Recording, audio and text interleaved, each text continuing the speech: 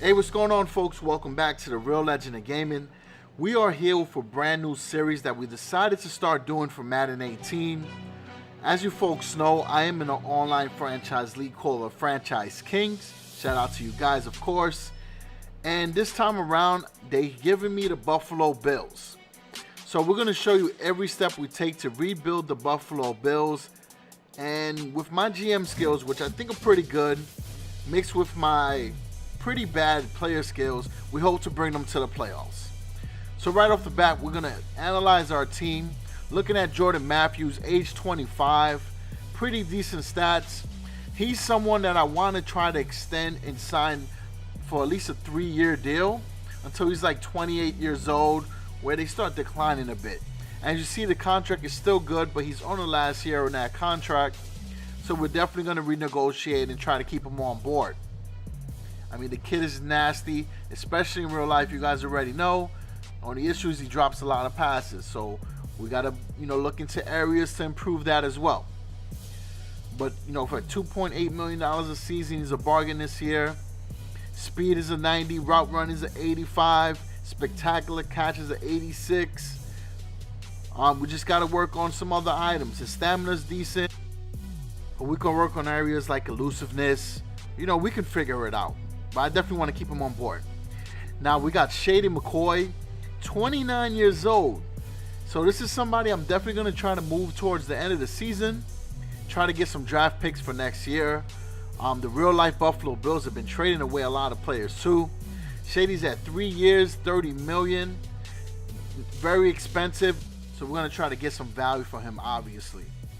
But for now, we'll enjoy him because he's an excellent player. Charles Clay. We can keep him for another year, or we can try to move him. He has an 88 overall, however, speed is 83. He's got 3 years remaining on his contract. However, he's kind of cheap at $5 million for a decent tight end. So he's somebody that we probably can keep for another year and then try to trade him away for some picks.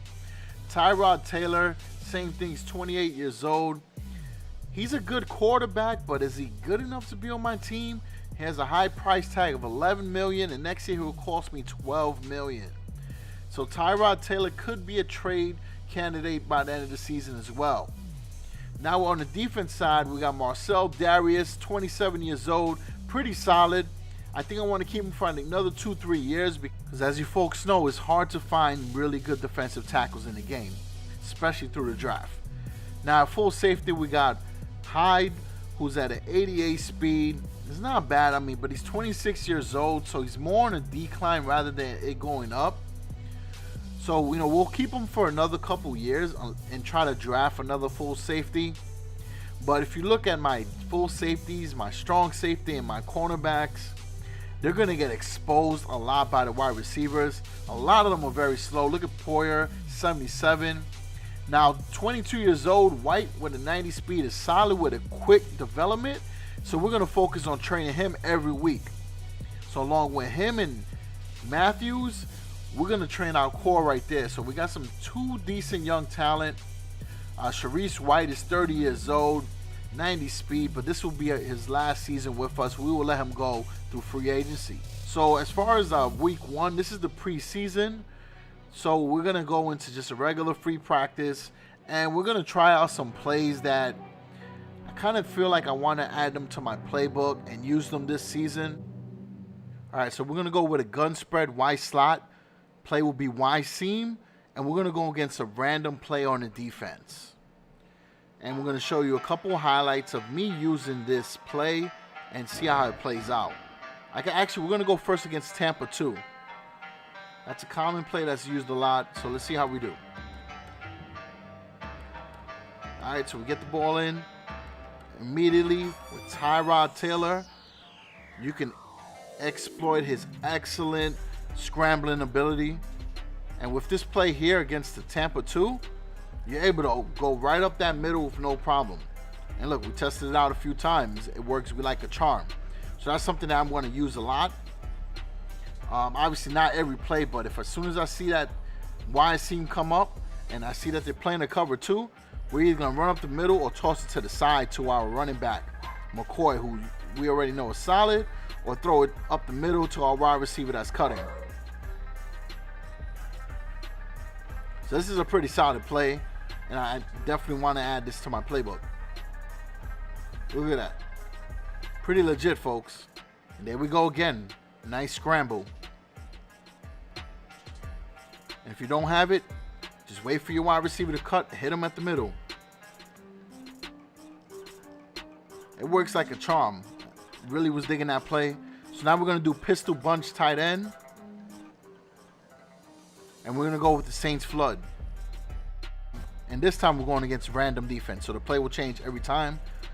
But as you see with the Saints flood, we're able to hit our wide receiver on the left.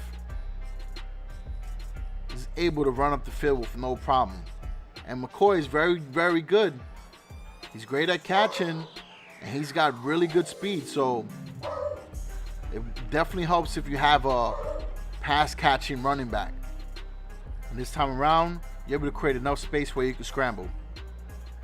Now, of course, you want to be careful with your quarterback, especially in this game where players get injured so easily. I really wish that was something they would fix because it's just a little crazy. And I get sometimes it could be the sliders in the league as well. But come on, it's like every game somebody gets injured. But that's a whole nother conversation. But you see right there, use McCoy to your advantage. Now we're going to go to strong close and a mesh. Mesh is a very popular play. And it works really good for me because we're hitting either the sides or the middle with no problem. Allows us to advance up the field. And it's a pretty safe play because most of the times your wide receivers are cutting and giving enough distance between them and the safeties and corners. So pretty good play.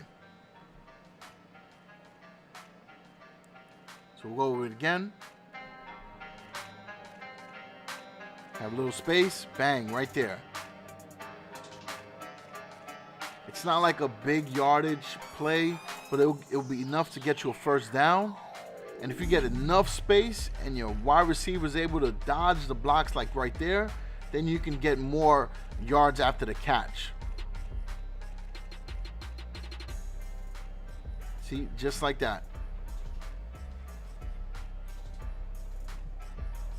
So it's just another play that I want to use this year as well. Now this one here, we're going to do single back A slot, play action post wide cross. Same thing, random defense. Now this plays a little bit, I think it's a little more dangerous because with the play action, you're always going to be going a little more further back. And if you're somebody like me that tries to create some space, you could get sacked. Fortunately, with the Buffalo Bills, the offense line is actually pretty decent. So it allows me a little bit more time to get creative with Tyrod. So I was happy about that. It also gives him time to determine if he's going to pass or scramble. But as you see with this play, a lot of times the wide receiver gets open in the middle. So again, it's pretty good. All right, so now we're going to use the I-form tight halfback stretch. And when you got a great running back like McCoy, who can read the block and also find the openings, then it's real solid. Best advice to you guys, and this is something I just recently figured out myself, don't hold down that turbo button. Find your opening first, go through the gap, and then once you're clear, then hold down that turbo and start going through. By doing that, you're able to lower the chances of fumbles, and you're also giving yourself an opportunity to get a lot more yards after the rush, as you see there. And if you got a back that can take a hit, who can break tackles, then you can get very creative with that. Now, folks, we're going to go into highlights of our first preseason game versus the Minnesota Vikings. This is the preseason game, week 1 in our online franchise Kings League.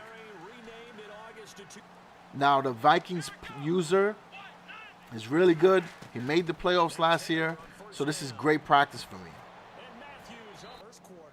So you see, we're doing everything that we covered in practice, plus a couple other plays that we had in the mix.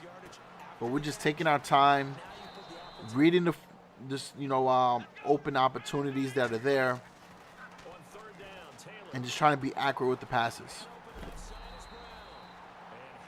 Now check that out. Injury already, folks. I'm not exaggerating. Look at this. McCoy went in for a pretty weak run, injured also. So I wasn't happy about that. We lost Brown, which is our wide receiver. He's out actually for 6 weeks with a broken collarbone. And McCoy just got injured also. So I wasn't thrilled about that. All right, so here we go again. All right, so again, we hit up the open passer. This time around, we can get a few extra yards just by reading the cut. And you see Tyrod's 4 for 4 on the passes. So we're starting the game real strong, very efficient. We're just hitting all those spots, 5 for 5. And luckily, McCoy, he could have returned to the game. The injury wasn't too bad. However, since it's preseason, I'm going to keep him out. Now, this is where I need to get better. So, skilled Madden users know how to use that lurk very well. I have to be more patient with my passes and not throw it where I see somebody lurking. And that's where I screwed up. Now, we're able to deflect that pass and get the 4th down, so now we got the ball back. Same thing.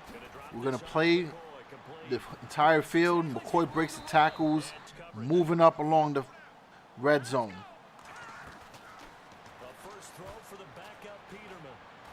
Now look at that right there. I have no idea what happened. Our player was open and he just didn't hit him. So we definitely need a backup QB who can throw on the spot, because we had a wide open player in the end zone and he just didn't hit him. And right there, same thing. Was not watching for the lurk. Paid the hard way right there.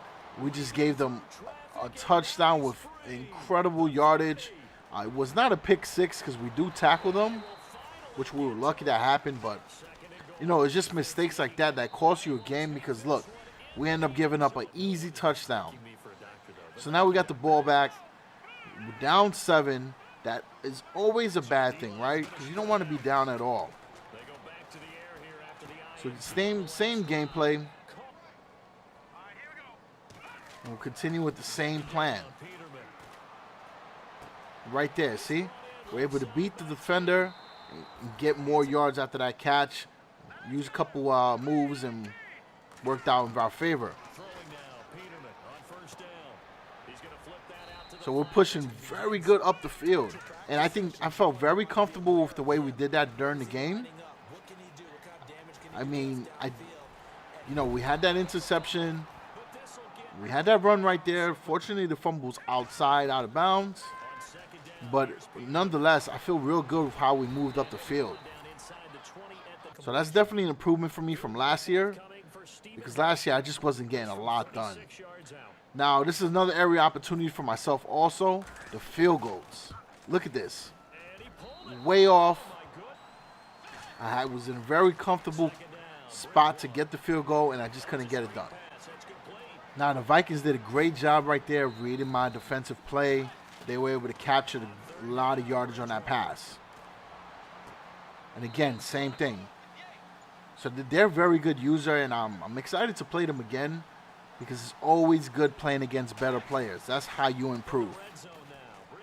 So right there, we're getting our lurk on. We got that interception. Now notice my guy went backwards. That little play right there of him going backwards gave the defense enough time to catch up to him. We could have had a pick 6 there. So I got to be careful with the sticks. I was trying to not go out of bounds, end up going too far back, and end up costing myself, because that was a great opportunity for me to go for a touchdown. Now, another injury there. It's like, come on. The injury bug is real. So same thing. They did a good job of reading our blitz, and they just capitalized. So they're going to get a touchdown there, 14-0. So if you notice, the first touchdown, so for the most part in this game, we did a very good job of playing defense. Their first touchdown was because of the interception, so they did a short run into the end zone. The second touchdown was, a pass with massive yardage, which was, obviously reading the defense properly, which shout out to the, player for doing that. Now, they try to get a little fancy with the jump there. We got a fumble. We're going to try to score. It's hard when you got a quarterback that just cannot hit an open player. Look at that. He was wide open. He just overthrew it. So we got our sack right there. We're just trying to do everything we can to not give up any more points. Again, we're going to get a sack there. They dropped the ball. So we get the ball back. Wide open. He just cannot hit the player. So thank goodness this is preseason, and this gentleman here is not my starting quarterback because a couple passes he just botched. Like you saw two of them within this session here, but earlier he had a player wide open in the end zone. He couldn't hit him for the touchdown. And again, I have to get better with not throwing into the area with the lurk. So, a couple things I learned from watching these replays while recording the video. One is we played great defense. We did a bad job of throwing the ball towards the lurk, so we got to get better with that. As far as everything else, I'm pretty happy with the way we control the speed of the game, the flow of it. We did a good job of moving the ball up the field. We just got to get better with not throwing those interceptions towards the lurk, working on the field goals, and also being consistent and, working with the plays that are showing progress and doing everything that we can to improve this team. So folks, I hope you enjoyed this series here. This is the first episode of Rebuilding the Buffalo Bills Road to the Playoffs. I hope you enjoy it. If you do, please slap the like button so I know, so I can make more content like this for you. And if it's your first time checking out the channel, then definitely subscribe because this series is going to be awesome and you guys will definitely enjoy it. We're going to have a lot of fun as the season progresses along. And I'm telling you, this is going to be cool. And I'm going to get better in Madden. I'm practicing. I hope to make the playoffs for real, guys. If not, if we can at least win half of our games, I will be happy with that. All right, folks, so appreciate the support. Peace out.